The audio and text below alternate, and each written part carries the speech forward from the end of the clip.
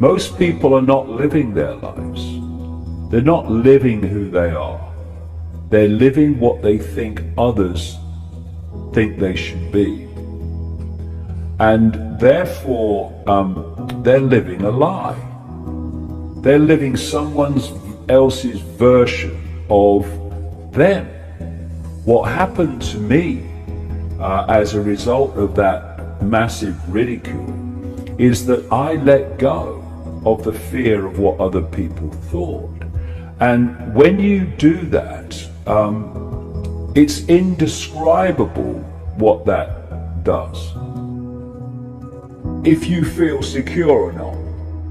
So you're scanning the audience as you're speaking and you're looking for reaction. What do they think of it? That power is there. Once you let go of the fear of what other people think, you can speak to 100 people or 1,000,000 people. It doesn't matter, because the dynamic has changed. The dynamic now says, this is my truth, and I respect your right to make of it what you will and come to your own conclusion. But this is my truth. And your reaction is not going to affect my truth. So however you react to what I'm saying, whether you like it, whether you laugh at it, or whether you condemn it, it doesn't matter to me, because it's my truth and I have a right to speak it. My truth and my security is not dependent on other people's reaction to me. That's I completely respect their right to respond as they choose. But I have a right too not to be affected by it. You will only express your true, unique self if you refuse to let anyone impact and suppress that expression of your true, unique self. If you live your life within the parameters and the program of the postage stamp consensus, then you are interacting with this quantum field of possibility and probability in a very narrow band of frequency. So the potential you have to manifest experience in your life and achievement, if you like for a word, in your life is limited by that. Once you expand your self-identity, as I'll come to in a second, and your consciousness expands, and your sense of the possible expands, you're now interacting with this quantum field of possibility and probability in a much vaster swathe. And therefore, your potential for manifestation of experience, for manifestation of achievement, for manifestation of the world, the life you want, becomes massively expanded.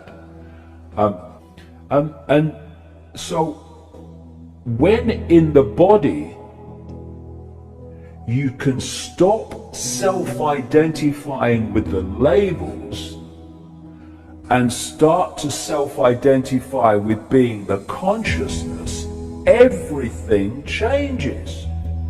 Because what self-identification with labels does is it focuses attention, and your interaction with the cosmic field of probability and possibility is limited by that focus of attention within that frequency. Once you say, they are my experiences, I am the infinite awareness having those experiences, you start to interact with possibility and probability on a vastly greater scale. And suddenly, life becomes an adventure. Suddenly, your life changes. People that represent the old frequency of your life, they disappear. New people come in, new opportunities happen, amazing coincidences happen that didn't happen before. Oh, it's a miracle. Fancy me? No, it's not a miracle. You're interacting with possibility and probability on a vaster scale. Therefore, probability and possibilities happen in a more extraordinary way than they do when you're there. And this is, when you do the research and you realize what is actually manipulating this world, you realize that while the vast majority of people that are making decisions every day, like politicians and people, etc., are overwhelmingly 99.999% clueless about reality, as are most scientists, vast majority of scientists and doctors and all of them, deep in the shadows, out of the public arena, where it's all coming from. They understand how this works. They know that if they can hijack your perception, they can hijack your experience by this feedback interaction between your perception, which creates your frequency band of interaction with the cosmic field of possibility and probability. The more they can contract our sense of self, the more they can control our life experiences and suppress it to the point where we're no problem to them. What happens is, and this is what the program encourages, of course, is people self-identify with those labels and they say, that is me.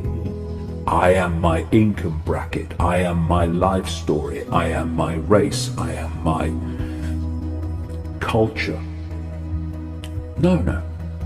They are what your consciousness is experiencing, your point of attention.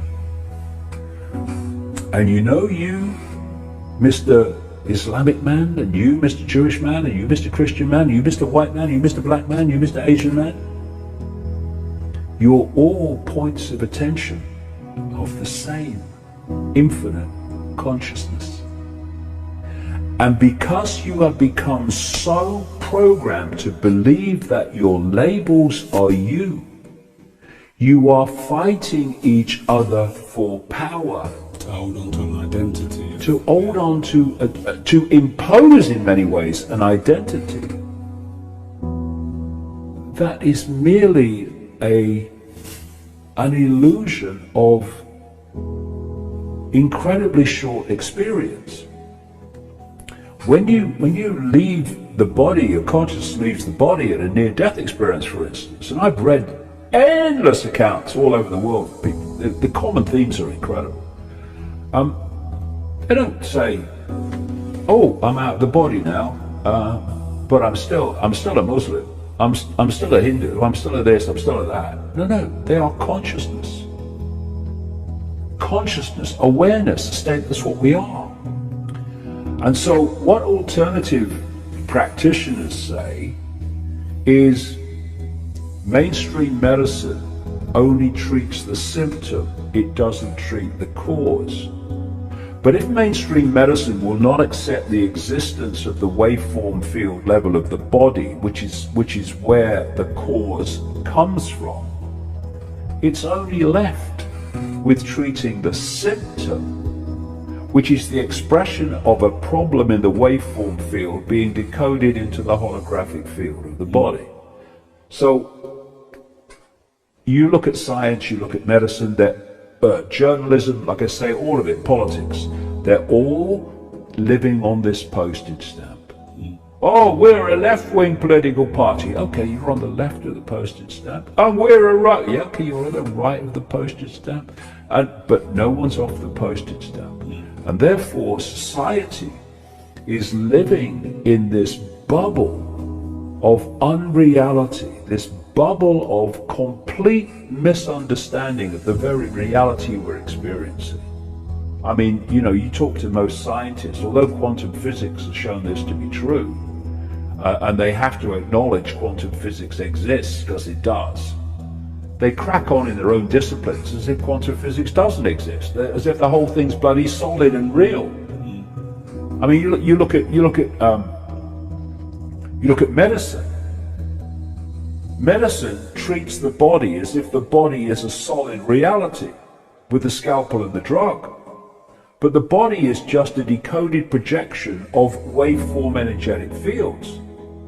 And if that energetic field is in harmony, the body has to be in harmony, it has to be healthy, because the body that we see is just a holographic decoded projection of the waveform field of information. If that waveform field of information becomes disharmonious, which emotion can do, this is why stress causes illness, which fear can do, which anxiety can do, which radiation fields can do, which Wi-Fi can do, then that distortion of the waveform field of the body becomes expressed in the projection, decoded projection of what we call the physical body. And therefore we have dis-ease, disharmony, illness, which is why the alternative methods of healing, going way, way back, whether it's acupuncture, all of it, focus on healing the waveform level of the body, the energetic level of the body, knowing that if that's right, this must be right. Because mainstream medicine, within this 5-cent postage stamp prison that it operates in, does not accept the waveform level of the body and only accepts this level, which it can see, touch and taste, etc. What can it do but try to treat what it can see with the scalpel and the drug, which is why it causes such mayhem to the point where the biggest cause of death in America now is the treatment.